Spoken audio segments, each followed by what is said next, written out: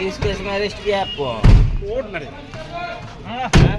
রবিবার রাত্রে অন্ডালের পরশখোল এলাকা থেকে তোলাবাজি ও সিন্ডিকেট রাজ চালানোর অভিযোগে গ্রেপ্তার করা হলো তৃণমূলের বুথ সভাপতি সহ আরও এক তৃণমূল নেতা।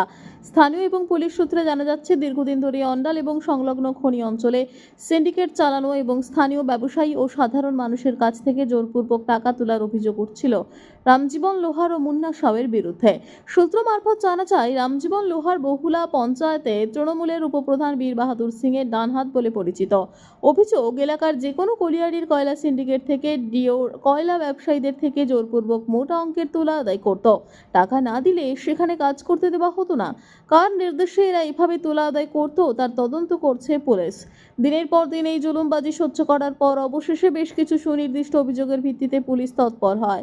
গতকাল রাতে অন্ডাল থানার পুলিশ অভিযান চালিয়ে ওই তৃণমূলের বুথ সভাপতি রামজীবন লোহার ও মুন্না সাউকে গ্রেপ্তার করে। শেখ রতনের রিপোর্ট, পিবি নিউজ।